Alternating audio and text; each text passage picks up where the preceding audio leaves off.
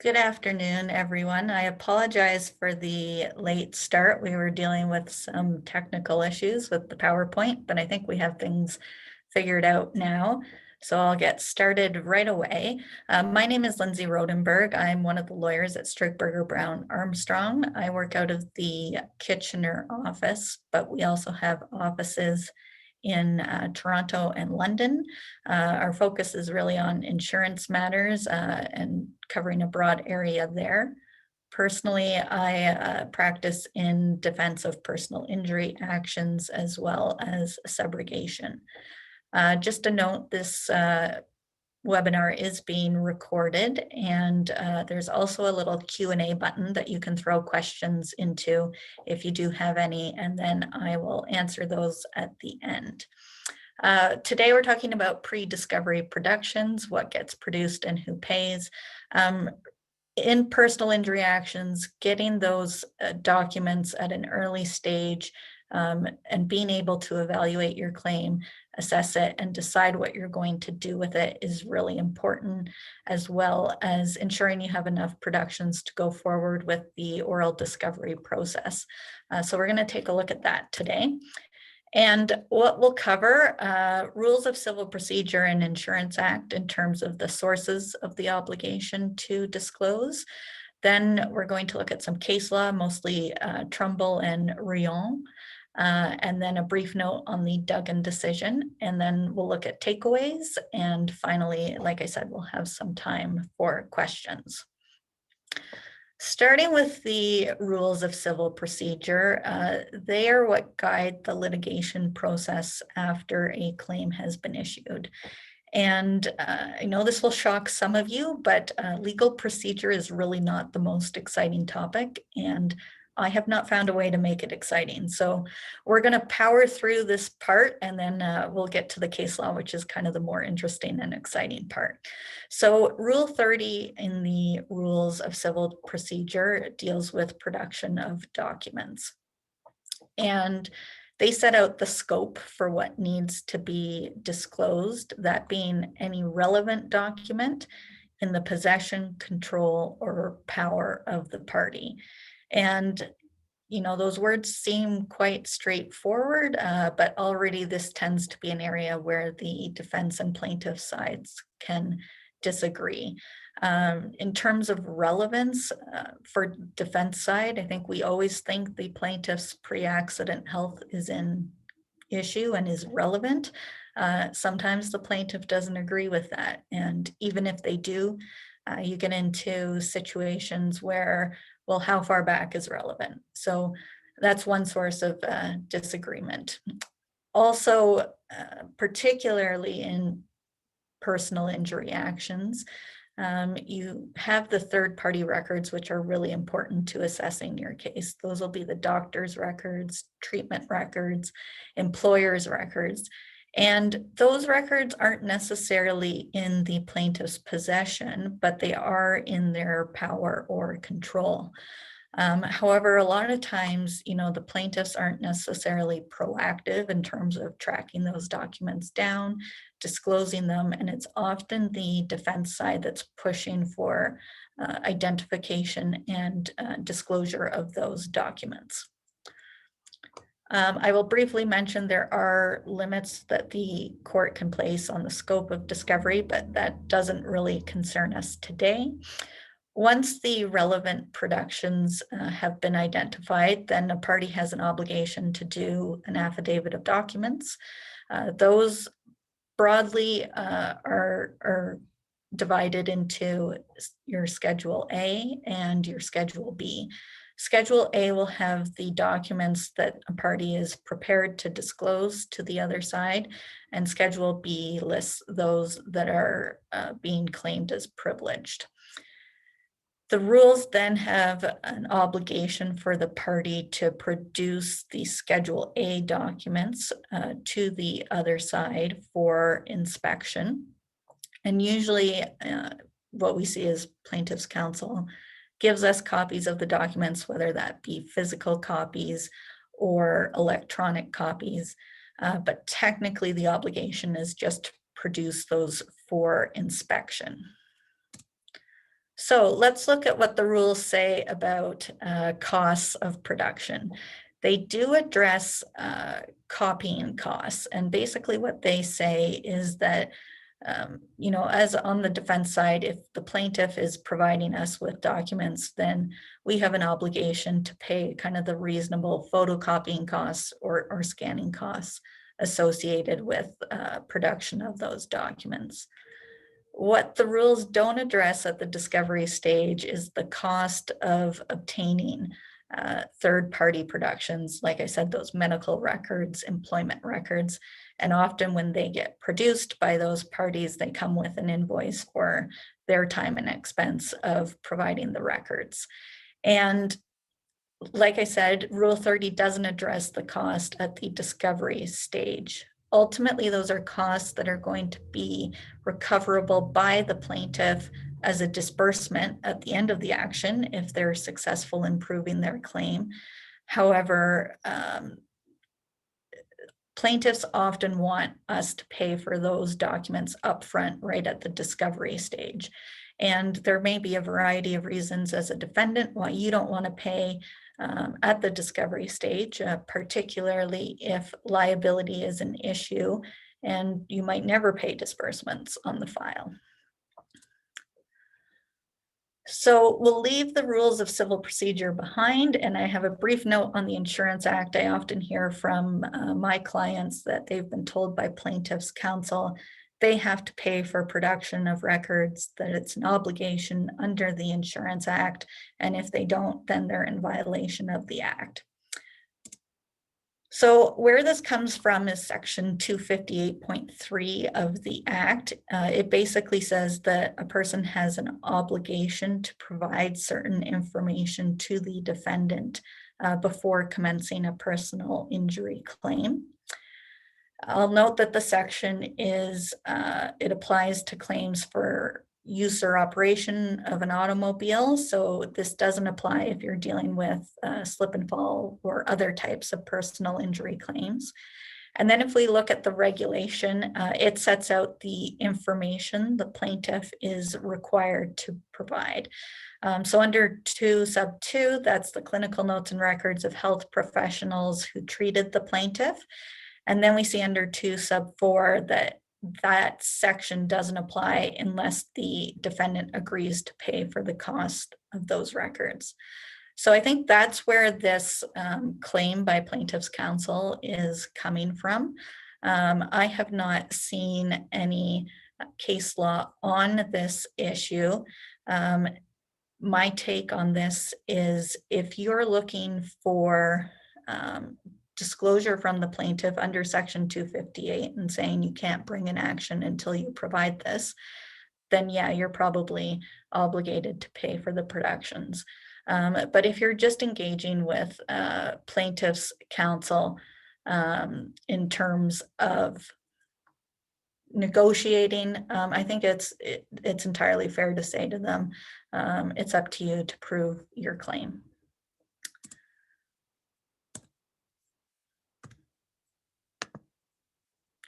So for some reason, my slides seem to have frozen.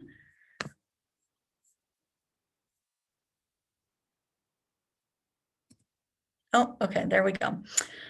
We've moved out of the more boring part and into the case law. The first one I'm going to talk about is Trumbull and Sumall. This is actually my file, so I was involved in the lead up to the motion. And then we had another lawyer in our office who argued it. And the background on this was a tenant who had slipped and fallen in the parking lot of her apartment building. She brought the action against her landlord. Liability was at issue here.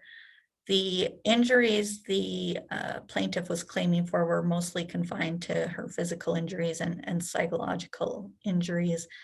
There was no income loss claim, so those documents were not at issue here.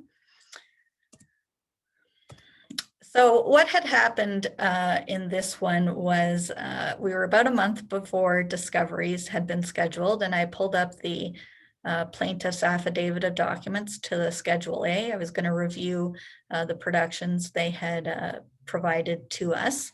And this is what I was confronted with. So as you can see, it's quite short. There's absolutely nothing there that speaks to the issue of damages. So at that point, I wrote to plaintiff's counsel and said, okay, we're going to have to postpone discoveries. You need to provide us with some damage documentation.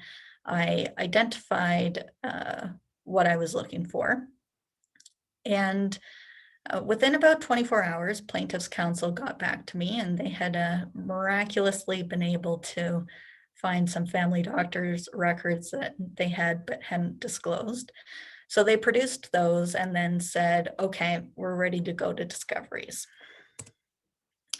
So once we looked at those doctor's records that had been disclosed, the first thing was that they didn't include any pre-accident records. They had only been requested from the date of loss forward.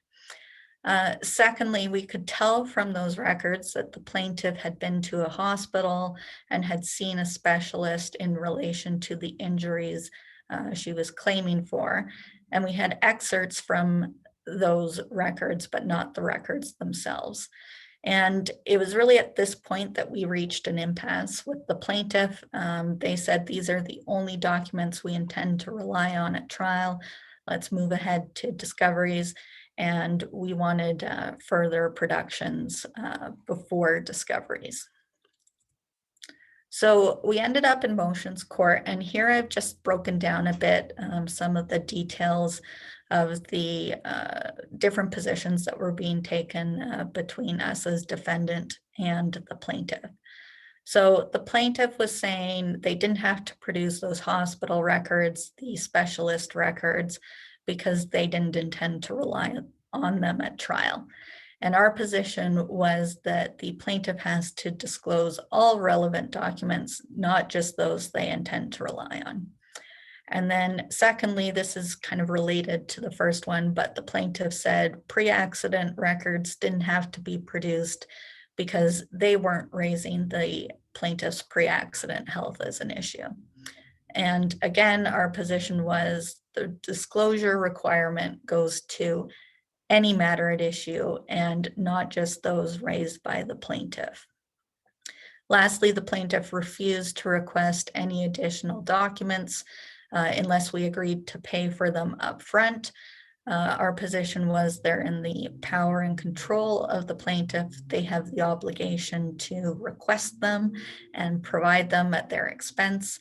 As I said, this was a case where we were disputing liability, so we weren't prepared to pay for those productions up front.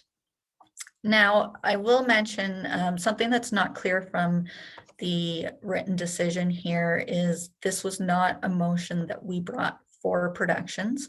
It was actually a motion brought by the plaintiff to compel us to attend discovery. I had told the plaintiff, I'm not producing our insured for discovery until you provide a better affidavit of documents. And it's not really addressed in the written decision, but the judge, I guess, at oral arguments had basically dismissed the plaintiff's motion straight out, said, no, they're correct. They don't have to provide the insured until a proper affidavit of documents has been provided. And so the written decision really deals with what had to be produced and who had to pay for it. So in terms of what had to be produced, the judge agreed with us that it has to include all relevant documents, not just those the plaintiff intended to rely upon. And also agreed the plaintiff's pre-accident health is automatically in issue in a personal injury action, and therefore the defendant is entitled to some pre-accident records. I don't think that's a controversial statement. I think that's obvious, but in the case where you do run into a plaintiff who is disagreeing that this is relevant, I think that's a nice line that you can refer to. And lastly, the judge said that the documents we were looking for, which was really kind of the basic stuff, treatment records, doctor's records, a decoded OHIP summary, the AB file, He characterized those as the normally requested documents in a personal injury action and said those should be disclosed kind of as a matter of course. So who had to pay for them? Justice Sloan, who wrote the decision, he noted these aren't onerous or expensive documents to obtain in terms of the routine productions that we're talking about, and also that these were going to be productions that were necessary to assess the file, whether that be by the parties themselves to reach a resolution, or if the matter goes to trial by a jury or a judge. So we have the nice takeaway line where Justice Sloan said, in what I will term a run-of-the-mill type of personal injury action, I find the documents being requested are routine and reasonable and are producible at the expense of the plaintiff. So a nice win there for the defense. However, Justice Sloan, I don't think he closed the door completely. He did mention that in cases where productions might be more onerous to obtain or more expensive to obtain, if that's going to raise this to an access to justice issue for the plaintiff in terms of being able to provide those productions at their expense, then maybe they're not obligated to pay up front.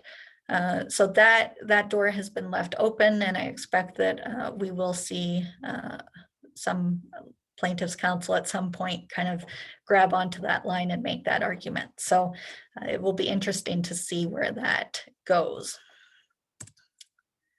The second case I'm going to talk about is the Rion case. This actually just came out at the beginning of September, so it's quite timely for us. This was a motor vehicle action. It's not clear from the decision if the defendants had admitted liability. However, the plaintiff was claiming for a broader range of damages than in the Trumbull decision, including income loss. So those types of documents and productions were at issue here. I will note the action had been commenced under Rule 76, which is the simplified procedure rule. It is a procedure available for claims $200,000 or less. It's supposed to be more efficient and streamlined in terms of moving the action through the litigation process. Rule 30 in terms of production of documents still applies to simplified procedure actions, but there are parts of Rule 76 which kind of modify the procedure and obligations. So that's something to keep in mind with this case. But the parties ended up at a motion because they couldn't agree on what documents had to be produced. And this is again before discovery. So you can see there the documents that were in dispute at this motion. And again, I think they're very routine types of things that the defense wants to see as part of a personal injury action. Now, the plaintiff had objected to producing these documents because they said they had already made robust disclosure. And unfortunately, the case doesn't talk about what documents had already been disclosed, but it seems the plaintiff was saying, we've produced enough for the defendant to kind of get a handle on this case. We should go to discoveries, and there we can figure out if these disputed productions are actually relevant and need to be obtained. And the judge rejected that and said the defendant's entitlement to disclosure is not limited by the amount necessary to enable them to know what case they have to meet. They are entitled to the disclosure mandated by the rules. So again, that's a nice win, I think, for the defense, saying, you know, it's not just do you have enough to get by, you're entitled to fulsome disclosure, and you're entitled to that before you go to oral discoveries. I will note that his decision was in part based on the fact that this was a simplified procedure case where the parties were going to be limited to 3 hours in discovery. And so he noted it would be really important to have all of the productions in advance so that discoveries could be conducted efficiently. Who had to pay? The defendants relied on the Trumbull decision, said these are routine productions. Plaintiff relied on Duggan, which I'm going to talk about in a moment, where the party who was requesting the productions had to pay for them. The court recognized there are some inconsistencies in the case law and declined to kind of deal with them. The decision here was really, again, based on the fact that this was a simplified procedure action. And one of the rules there specifies that a party has to disclose the documents in their affidavit of documents at their own expense. So we have some different wording there, the inclusion of at their own expense, and that's what the judge relied on and said, okay, that means the plaintiff needs to pay for these disputed productions. So Duggan, as I said, we'll talk about briefly. This was a medical malpractice claim. The defendant had admitted liability. I think there are some important distinctions from the other cases we spoke about, mainly that the defendant was seeking updated records of productions rather than fresh productions. And also this is one where we're past the oral discoveries. This action was ready for trial and actually seems to have been quite close to trial. This case, I think, has a nice discussion on what documents are routine to personal injury actions and relevant. The plaintiff here was arguing that the decoded OHIP summary was not relevant, and the judge shut that down and explained why it was. And he goes on to talk about other categories of documents that will be relevant to personal injury actions. And I think it's a helpful case if you're having difficulty convincing the plaintiff of the basics of what needs to be produced. It does a nice job of discussing that. As I mentioned, the defendant had to pay the costs of obtaining the documents because they were the ones requesting them. So moving on to takeaways, I think the case law does a good job of defining what routine productions are in personal injury and what you can expect as a matter of course as the defendant.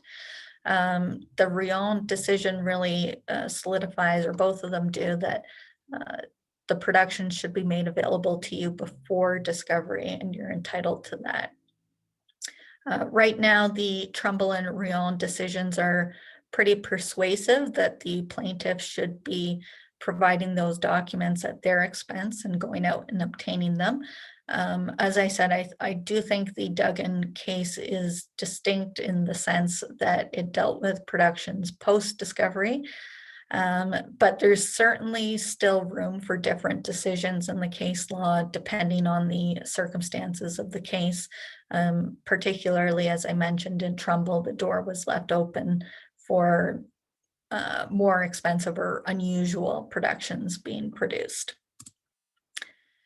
In terms of practical considerations, ideally, you don't want to have to bring a motion to get to these basic productions. Hopefully, with the couple of decisions we've discussed, that's something you can provide to plaintiff counsel and hopefully reach an agreement then. The other thing I'll note is that, courts don't love hearing these types of motions. There was a note in the Rion decision that the judge kind of expected more cooperation from counsel. So ideally, you're not having to bring a motion to get these productions, but I do think they are sometimes necessary. If you're struggling to get the basics from the plaintiff, then that might be something to consider because, as I said, making sure you can assess your claim and the damages component is really important. Secondly, is liability at issue? If you know you're going to pay out on the claim eventually, and pay those costs as a disbursement at the end of the action. Maybe think about, does it matter if you pay them now rather than at the end? It can go a long way to kind of maintaining a good relationship with opposing counsel, which will ultimately help you kind of get your claim done. And then lastly, I think it's always a good idea to focus on the big picture. The court in Rion did say, you're entitled to full disclosure under the rules. I think, though, it's worthwhile thinking about, what do you really need at this point to assess the case? What's important to you? Personally, for me, having the decoded OHIP summary, the family doctor's records, and the AB claim, if there is one, those are kind of the three really important ones to me, and there might be others depending on the case, but those can give you a good, solid overview of what's going on. Contrast that to, say, something like physio records. Like, sometimes they're great, but a lot of times they're squiggly lines and handwriting you can't read, and don't have a big impact on how you assess the case. So think about that, because that can help you move things forward. So it is 1 o'clock. And again, I apologize for the technical delays. If anyone has any questions, what I'll do, please feel free to email me or the firm, and I will get back to you with any questions that you do have. And I briefly want to mention we have some upcoming webinars. And again, I thought it was frozen. October 7th, we'll be speaking on FLA damages in light of the Moore decision. That's a recent and quite important decision, which has the potential to really change how FLA claims are evaluated. And then on October 27th, we have Don't Blame Me, a CGL refresher with a focus on the work product exclusion. And I believe Greg Brimblecombe is putting that on. And if you do not find that both enlightening and entertaining, then I would suggest that you do blame him. So again, thank you everyone for coming out today, and please feel free to reach out with any questions. Thanks.